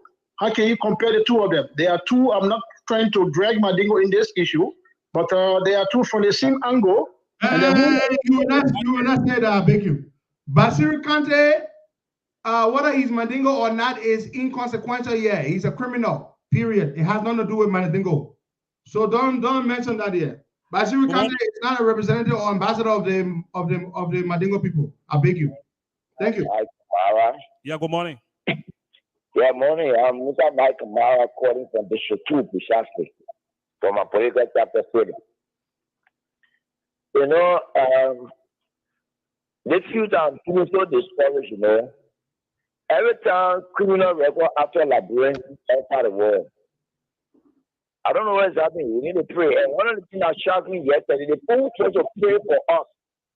When a knee down to a just zero president and worshiping in the people who pray for us, bishop who pray for us, go knee down before a just zero president, a crooked president, a criminal president. No, we need to find it. We need to pray for that bishop. Bishop need to come to the order and say why he did that, because it shocked us. A man of God to bow down to an evil man like President Weah, a wicked human being like President Weah. George, keep talking the time. Okay, my brother. Hey, George. We gotta take other callers, my man. I know you're not using the team, I'm gonna use it, but just keep track of the time. I beg you. Thank you. Okay. Good morning. Let other people speak. Hello? Hello? Good morning, George. Yeah, good morning. George, you can hear me? Yeah, I can hear you. Yeah. Good morning, George. Pedro, this is Larry Kennedy. How you guys doing? Good morning, Larry. Welcome. What Costa mentioned, the whole business email compromise, that's a serious crime. Matter of fact, in 2019, the FBI raided operation called Operation Rewire. They picked up 281 people around the world, 167 in Nigeria, 15 in Ghana, Kenya, all over the place. In fact, Christopher Wray, the head of the FBI, he testified that it's a $26 billion scam. There was a Lithuanian hacker. He stole $120 million. $120 million from Facebook and Google. He was changing emails and making it seem as if he was the vendor for these companies. So the bad thing is when you have people from a certain region like Liberia or Nigeria where this thing is happening, it becomes difficult to start wiring money to those regions. So just wanted to mention that, I'm glad Costa raised this thing. People need to be careful with the information they put on social media. Thanks so much, Pedro. Thanks, George. I'll listen to you guys offline. Okay, all right, Larry. Thank you very much for your contribution. Now let's take more calls there. Very embarrassing stuff here. Whenever these things happen, especially when our people are involved, it embarrasses all of us. It embarrasses all of us, that a Liberian involved stealing millions of dollars from people, from American companies to be dragged to court. And it will be several Liberians, not just Bashir alone. The indictment is clear. There are multiple people involved, accomplices. Let's take some more calls there, George. Okay, 0770-102-102-0886. Let's go back to the line. Yeah. Good morning. Good morning, George. How you doing? Yeah, good morning, my brother. 1 minute. Good morning. Yeah, we can hear you. Yeah, good morning, Pedro. Morning. Costa Piki, morning. I fell Pedro. I just fell Pedro. Fell him, leader. I fell you by way. Okay, we'll put that one up air. Please, my brother, please. Just go straight to the point. Leader, to the issue. Leader, you don't know say what's that better that be cook. You don't know what's that better is a cook. That's the issue. How you tell me I don't know? Okay, the WhatsApp number plus 231-880-513-417. The WhatsApp number plus 231-880-513-417. The orange number 0770-102-102. Good morning. Oh, we lost you there. 07. Some of y'all want to say, Joe, we are involved with Bashir again. There you go. And I guess some of y'all want me to say that. Just because we all know Joe, we are bad now. So everything Joe, we are involved now. Amen. What Joe, we are going to do with Bashir moving your money left and right? Yeah. You know, I got the indictment. He mentioned nothing about Liberian government official. It's a conspiracy. Yeah, man, I beg you, man. Man. Everything now, Joe, we will be involved? No. I hear nothing about Georgia or Liberian government official involved. Bashir he used to live in Dubai and in Maryland, USA, but he was spending most of the time in Dubai. And you know how they caught him? Bashir had just come to the US to move some money. That's what we're told. He came to move some money. So I have not heard anything about Georgia being involved. I beg you. You will not hear that one from me. Not because they politicians. People don't want to lie now. They don't want to lie on your. No way under the sun. I can sit down for Joe. We have to put him on my head. He say he praying for me or he declaring over my life. There's no way. Somebody who's saying that woman now around do whatever thing with woman or other thing. Somebody who's saying that doing anything else with a footy. Then you say you sit down the man to put him on your head and wear blue suit. What is that? Okay, my brother. Thank you. Let's go to the WhatsApp number. Good morning. Yes, good morning. And my name is Bill, and I'm calling from Ottawa, Canada. Welcome. Yeah, I just want to speak to the issue. Costa, thank you for the information provided this morning. I would love to know whether if there is a way to investigate on our own as followers of the investigation, or to know whether that address that the company, some logistics company somewhere. Logistics, yeah. Whether there is a way we can investigate to know, because if you check Google, if you just put that address in Google, you might find out. But what are you looking for? What are you looking for? The FBI, how are you going to do the investigation? What are you looking for? Conduct our own little investigation while we follow the process. I think there is a way we can do it, Costa, and I trust you. I trust your research. I'm not going to waste my time to do that. The FBI and the U.S. government, they've done all the investigation. Thank you very much. But what a man want me to go do investigate? Do I have the resources that these boys have? You see, this is the problem with some of you people. Now I can make me cost you. You sit down here, you want me to say something that I don't know, so it can please you because you are opposition. You think I'm going to do that? You're stupid. I have no evidence that George Weah is involved. Some people sending me messages. Some people writing here, oh, Costa, you mind George Weah involved in that? That's nonsense. It's absolute nonsense. How can you tell me to say something that I don't know? You want me to say George Weah is involved with Sheikh Bashir, that two of them were entering the people's bank accounts. I mean, hacking the people's emails to steal the money. You want me to say that so it can please you? Because you are an opposition person, because you're UP supporter or you Joe Biden supporter. So you want me to say that to please you? This is where you all get it wrong.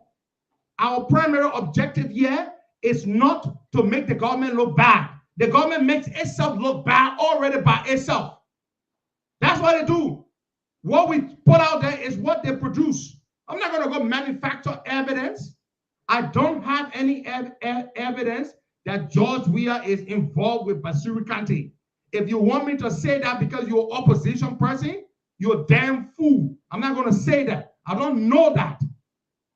So this thing is just about politics for y'all. All y'all care about is politics. Yeah, of course, man, we are low bad. We already making us low bad. Yeah, Mapu, I would say it. It's absolute nonsense for people to try to tell an intelligent, sophisticated man like me to lie because they want me to, because I'm opposition, so I should lie. Oh, I got proof that George Weah and Bashir Kante, were the two of them were wiring the money. You want me to say that? To please you? Eh? You want me to say that to please you? You want me to say that to please you? Or I don't like Musa Belete. So as you say, oh, Bashir Kante and Musa Belete were in this thing together. They were moving the money together. You seriously want me to say that? Then the other guy said, I should do an investigation. Investigation? What resources do I have to do an investigation? The FBI. They've already investigated. The Department of Homeland Security. And you say, poor boy, let me go investigate what? What do you want me to investigate? I'm sorry, I don't have any resources to investigate. Everything is here. This is the way politics is in Liberia. When they hit one side, you must never say something positive about that side. Or you must even create lies to say about that side. If George Weah was involved in this investigation, the FBI will put it out. They don't give a damn. If they found out that Bashir Kante, and you want me to say Bashir was sending the money to George Weah, the FBI will say it. Can you imagine that? You look at a sophisticated man like me, you want me to tell lies because you become opposition? I'm gonna make up lies. Eh? I'm gonna create lies. Oh my people, bombshell. I just found out that Bashir Kante was moving all the money to Georgia. Then you'll be clapping. Hey, Kante is a hero. You think that what you'll get me to do? I am too intelligent to do that nonsense. Too intelligent to do that nonsense. Georgia does wrong, I will tell you. And I say it all the time. But you want me to lie to please you because you're damn stupid fool. And it's so offensive. It is so offensive that somebody will come and tell me to create a lie that Bashir Kante was sending money to Georgia. When I have no proof of that, I got a 16-page indictment right here. It does not say George Weah. It names Bashir Kante and co-conspirators. It doesn't even give the name of the co-conspirators. We don't know who the co-conspirators are. But I should already jump to conclusion and say Weah was involved. So that you can be happy because, yeah, we are opposition man. Costa, thank you. Yeah, you are doing well. I must do that for you. You're stupid. And you think I will care about your feelings because you and I support the same candidate? Because I support Baga, you support Baga. So I should lie to please you? Why some of you are so stupid? I have the indictment. You don't have the indictment. The indictment said Bashir stole $12.9 million. He and co-conspirators. No, I will insult the people who say nonsense to me. Because it's stupid. You look at a highly educated, intelligent man like me, you want me to cook up lies, political lies, to please you? Is that what you want me to do? That would be disservice to my audience. To lie about things that I have no evidence of. You see the other person? Same Costa received a call from John Weah. His talk against Weah has changed. You're damn stupid. Then you have not been following this show. Then you didn't follow us from the very beginning. Yeah, man. John, let's take some calls there. Okay. You can't make a lie. Oh, Bashir was sending money to Jowiah. When Bashir was stealing the money, that Jowiah said that Jowiah he was sending the money to. Yeah. Then they will clap for Costa. Hey, Costa did again this morning. He said Bashir Kante was sending money to George Weah. Is that what you want from me? You'll not get it from me. Is that what you call loyalty to Joe Bwakai for me to create lies and sell lies to the people? You will not get it from me. Yeah? You will not get it from me. Some of you are just so damn annoying. How the hell you look at a man like me and tell me, say, I'm a creator? I'm even educated than many of you who are saying that nonsense here. I'm a lie. I can't tell somebody, you can't tell me, say, I can't say that the man stole money and sent it to Georgia when I have no evidence of that. No evidence of that. I should say it because we are all against George Weah. I should say the man stole money. Okay, yeah. But Bashir can't just send the 12 million out of George Weah. Are you happy now? Stupid people. You know the thing about me? The same way I deal with the bad people, and the same way I deal with the stupid people, even if those people support me. It's an insult. We sit here and make sacrifices to bring you this thing, to do this work. And because you support one candidate that I support, you want me to create lies to try to help that candidate. That's how you know that Costa is loyal. That's how you know Costa is committed. I should say yes. Bashir, you send the money to George Weah. Yeah! Hey, Pedro! That's nonsense. And if you are not offended by it, you, the well-meaning people who know better, then I am concerned. And I'm not insulting my audience. I'm insulting the stupid people who are questioning my loyalty to Boakai because I'm not saying that Bashir send the money to George Weah. What kind of stupid thing is that? How you look at me? I mean, you want me to create lies? The indictment is a public document. It's very clear. It says the man stole money. He did it in concert with co-conspirators. The co-conspirators have not been named. Costa, say George Weah was involved. Say. I'm gonna say it. Based on what? So tell me now, based on what? You asking why am I angry about this? I'm angry about this because since I told you people that George Weah called me, oh, that was the worst thing I did. So some people, why did I take a call from George Weah? Are you freaking kidding me? That you born me before you think you can tell me who I can talk to, who I can talk to? Why are some of you just stupid? What makes you think you have the right to tell me who I can talk to, who I can talk to? If I choose today not to support Joe Boakai, I don't owe anybody any explanation. You have your right to support whoever you want to support. If I choose I don't want to support Joe Boakai, I don't owe you anything. Nothing. Absolutely nothing. Why do you make it seem like when my mom, Sarah Biden, born me, she said, Costa, you will support Joe Boakai for president, that is your calling. What kind of nonsense is that? Why do you make it seem like that? Because I support Joe Boakai, so I can't talk to George Weah. Because I support Joe Boakai, so I can't, when the government does something good, I'm going to never say it, even if it is good. Oh, Jesus Christ. Some of you are just irredeemably stupid. You think if I want to support George Weah, you think I will come ask you people whether I should support George Weah? You think I will? I won't. I won't. You think I'm afraid of you if I want to support George Weah? You think I'm afraid of you? What will you do to me? Do you pay my staff? Do you? No, you don't. No, you don't. I don't owe you any explanation. I serve you, but you don't pay me for serving you. So why would I be afraid that you will get angry with me or you'll beat my butt because I choose to support George Weah? I am not supporting George Weah, not because I'm afraid of you. I want you to get it clearly.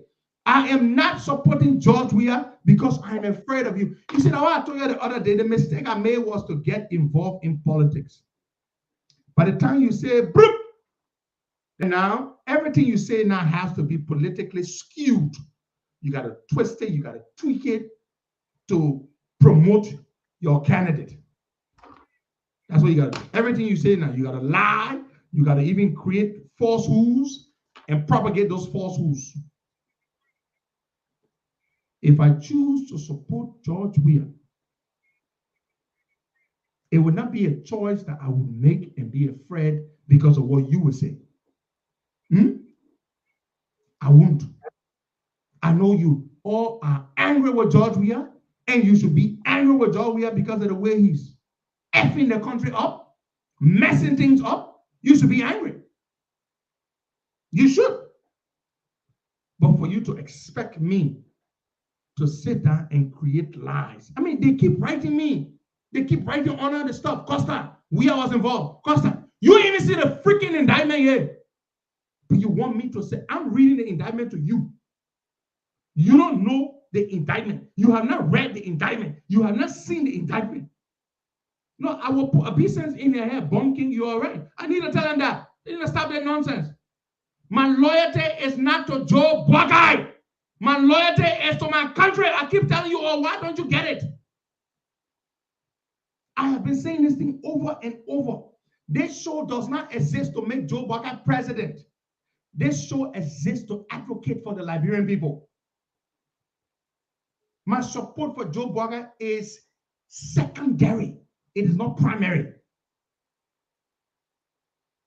My support for a political candidate is secondary. The primary reason why the show exists is to advocate for the people, challenge the government, speak the truth, and beat them. That is what this show is about. We were not established to support a candidate for president. The mistake I made was to join Benedict Uri's party and become partisan. And in the benefit of hindsight tells me it was a mistake because I should have maintained my neutrality. If I maintained my neutrality, some of you will not be accusing me of being disloyal to Joe Buckeye. I should have remained neutral. Neutral, blast everybody, speak the truth, fight for the Liberian people, and blast everybody. That's what I should have done. But it's late. I can't take it back. That is what I should have done. Maintain my neutrality. I should not have allowed myself to join a political party. And I will be the first to admit to you, it was a mistake that I made to join a political party. Martin Luther King did not join a political party. Mahatma Gandhi did not join a political party. Advocates do not join political parties. Your advocacy gets diluted. The people on the other side will start thinking everything you say is because you're trying to further your own political agenda or to promote the side that you're supporting. That was a mistake that I made. I should have remained neutral. Yes, God Josephus, it is late. I can't take it back. But I'm sure you agree with me. I should not have joined a party. Then you know what the party feels? The party and their supporters, then they begin to feel that you belong to them, that they own you. No, Ken say it is not late. No, Ken is late. I can't do anything about it now. You understand? The party, look at element tell me say I will not have reached this far without joining party. Look at the damn fool that I will not have reached this far without joining a party. You think I need a party to be at this level? You only need to speak the truth. And those who love the truth will support you. We have supporters before we join a party. No, I will not withdraw my membership now. If you want to do it as small thing, can't get inside as you withdraw my membership? Shit! You know what I would say? If I decided to withdraw myself from political party right now, what would they say? Tell me now. What would they say? You all know what they would say. They would say Costa is gone. Oh, Costa gone for truth. Sure. Costa withdraw from party? Oh, he lying. Then I know because he won't be neutral or so. La la. Costa don't sell out. I cannot withdraw. I cannot withdraw because to withdraw, they will say I've gone to Georgia.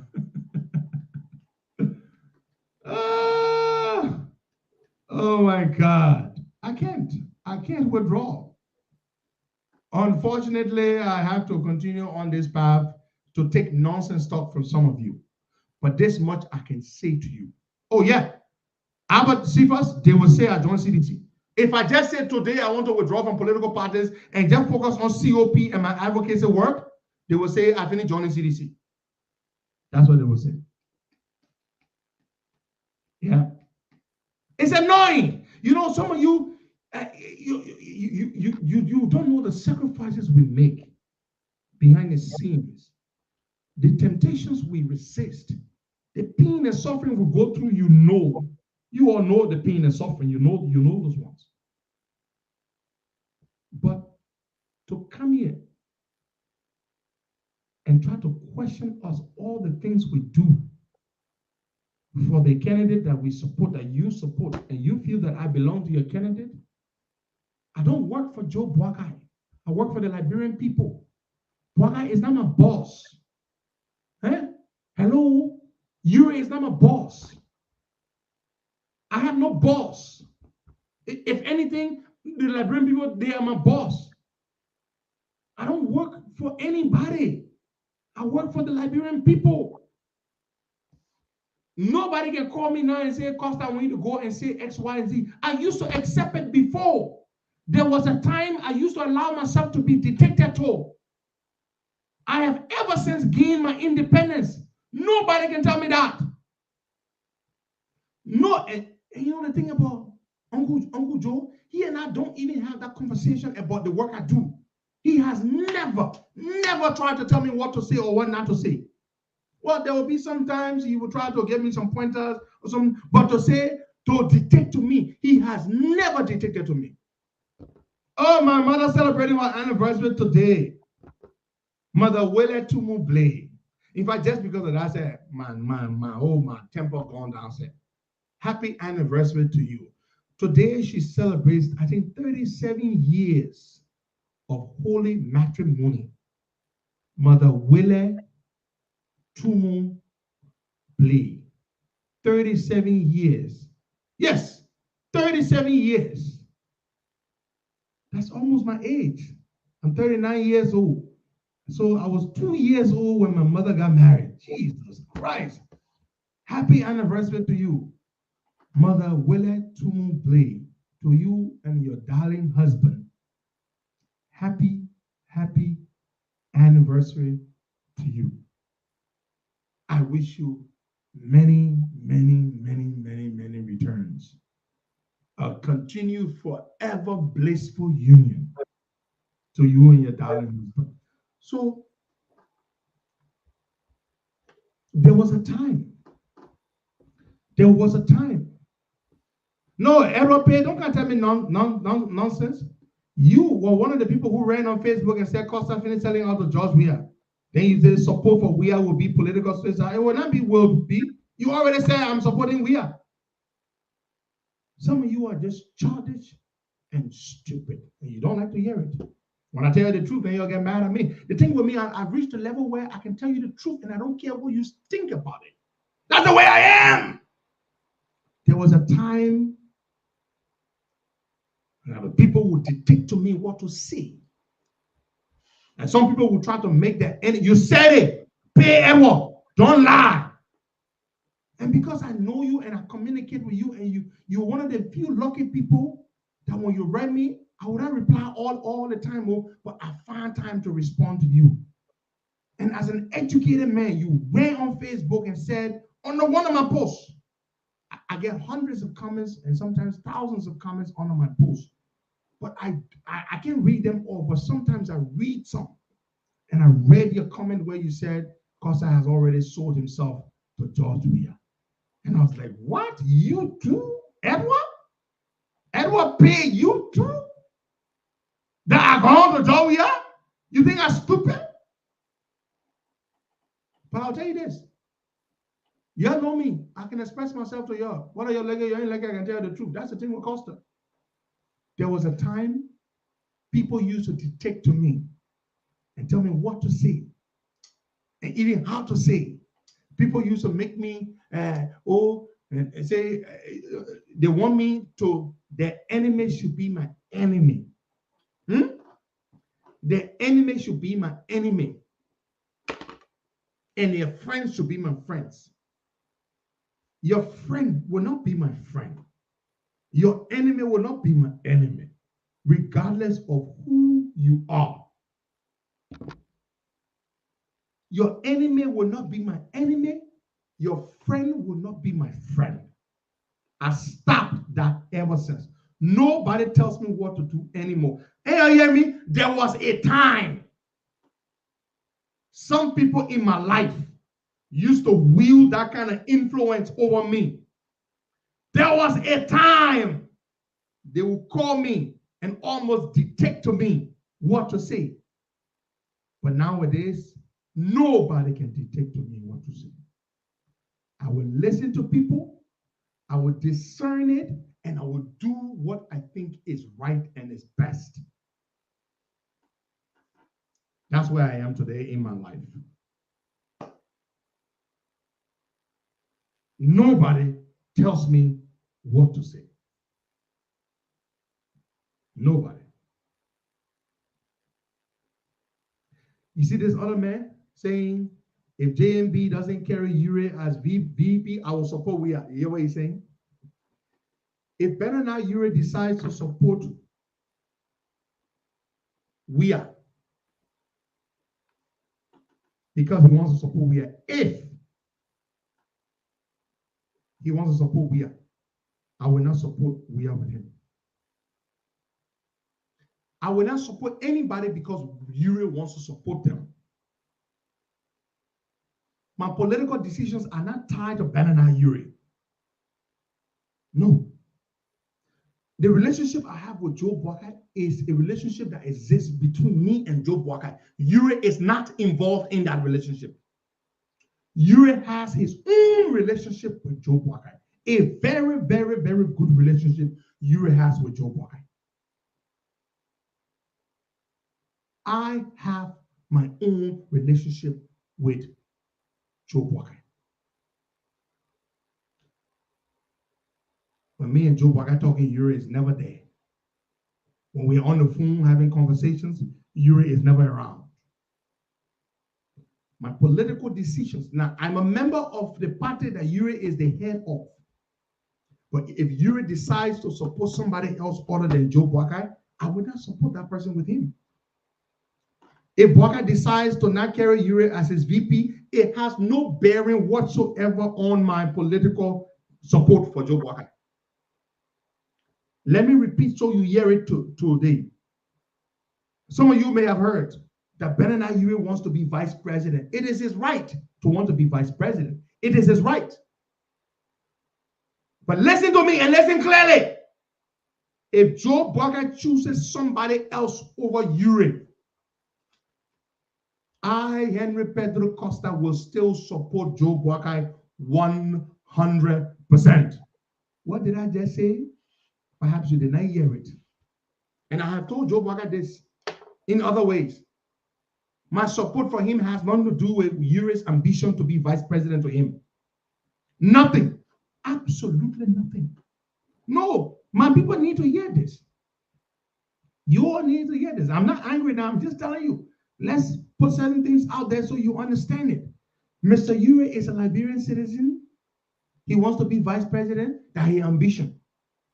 If Mr. Boakai decides to pick somebody else because in his wisdom, that is the person he believes he wants to support, I will not remove my support from Joe Boakai because Boakai did not select Benana Ure. Have you heard me loud and clear? Because you know why? The reason I support Joe Boakai has nothing to do with Ure. The reason I've been advocating for Boakai has nothing to do with Ure. If Boakai chooses Mary or Paul or Peter, I will still support Boakai. You understand me? I will still support Boakai. You see? Ure has his right. Ure has been one of Boakai's strongest supporters, strongest allies. It is his right. If Boakai chooses Alexander Cummings, no, I will have to reconsider my support. You see me, I let him tell you the truth. If Boakai chooses Alexander Cummings to be a VP, I will have to reconsider my support for Joe Boakai. Let's see. I guess you are wondering, okay, but how can Costa say if Boakai chooses Cummings, I will have to reconsider my support for Joseph Boakai? That is how I tell you. Are you listening to me? If Boakai chooses Ellis Cummings to be his VP, I will have to reconsider my support for Joseph Boakai. He can choose anybody else he wants to choose. If he likes, he can choose Ure. If he likes, he can choose Yombly. He can choose anybody else he wants to choose. But if he chooses Alexander Cummings, I will have to reconsider my support for Joseph Boakai. And I say, me, I tell you, you see, I thank God that I'm at this level. Oh God, thank you, Nangala, Pele, man, call God, I show that today I can tell you, say, I can talk anything I want to talk, and I'm scared of nobody paying my bills, nobody feeding me, nobody doing anything for me, that God. So I can tell you the truth. If Joe Boakai chooses Ellis Cummings to be a VP, me, I will reconsider my support for Joe Boakai. Me, I talk a kolo, you hear it? Hey, yo, I say. Joe Boakai can choose anybody else. We're good to go. Hello? We're good to go. You ABKD said Joe Boakai chooses, say I will be happy. And you my own man. Okay. ABKD, I say ABKD is an instigator. They KD guy, I'm my own big brother, but he's an instigator. If Joe Boakai chooses Musa Belete, I will attack Joe Boakai. Okay, you hear what I say? If Joe Boakai chooses Cummings, I will reconsider my support for him. That means I will not be too sure. But if Joe Boakai chooses Musa Belete, we go for Joe Boakai will never do. But then you want to speak in hypotheticals, so I will respond in hypotheticals. If Joe Boakai chooses Musa Belete, that they Basuka will tell you Joe Boakai count. But Joe Boakai will never ever choose Musa Belete. But Namadao, and Namadao, that's me. I'm bold, and a lot of people don't like my boldness. I'm a lion. I'm a Leo. I was born August 6th. I have the spirit of a lion in me. I tell you the truth. You see, Mapu. Oh, you said yeah. Oh yes. Mr. Uri and I have a special relationship. Yes, he used to wield a lot of influence. A lot. He still has influence with me. But when it comes to, I have a lot of independence today. I have absolute independence, not a lot. Absolute independence, 100% independence today. I have no reservations to say that, or for saying that. It's the truth. Zanga, David, people don't like to hear me talking the truth, but that is the truth. That's how I feel. That's what I tell you. The way I feel is what I say. You all must love me for who I am. This boy who will tell you the truth, even if you don't like it. Even if you don't like it, I will tell you the truth. I'll tell you the truth. So, if I hadn't told you all that George Weah called me, you would not have known that George Weah called me. I told you that George Weah called me. And I don't regret for telling you, because it was the right thing to do. I owed you that level of transparency and accountability. I owed you that then, and I still owe you it today. Yeah, very, very, very more. They don't like to hear the truth, but I tell them the truth, very more. The truth is the truth. It's how I feel. There was a time some people in my life used to think that they control me. But I'm pretty sure they now know that they no longer control me. Nobody controls me. This gift that God gave me, this brain I have on my shoulder, I'm an educated man. And there's no shame in saying that, because I worked hard for what I know and what I'm still learning. You see? So I just want to say to you, I'm glad we all had this conversation this morning. It started on a very tough note, but it simmered down, And I think it's a great conversation. You understand? It's a great conversation we had. At least now you know where I stand. I'm an independent man. I do not work for Joseph Boakai. I do not work for Unity Party. I do not work for Benana Ure. Nobody pays my bills. Nobody controls my voice. Nobody. They say he who pays the piper calls the tune. When people can pay your bills, when people pay your employees or cover the cost of your operations, they are bound to control what you say. But thank God nobody does that. Nobody does that. Nobody has ever done that for me. Contrary to what some of you used to believe, that people were responsible for my upkeep. People, Costa got people who pay him to do this and do that. That lie festered for too long. I can tell you the truth. It was a lie. It still is a lie. Thank you very much. God bless you, all, and have a wonderful, blessed day. That's me. That's who I am. I tell you the truth. I tell you the way I feel. Sometimes I know it's not very politically savvy or shrewd, but I said, I tell you the truth. Thank you so much. God bless you all. Bye-bye. See you tomorrow. To my mother, Mother Sarah Tule, yesterday was actually her birthday. Saturday, we were up there in on Staten Island. We had a wonderful, wonderful birthday celebration for her. Beautiful party. She was not even expecting it. Her daughters, Patricia and her sister, and working with other people, they pulled over. Beautiful, all-white affair. And it was my humble pleasure to be the MC at the program, to just make her feel good. Thank you so much. God bless you all. Take care.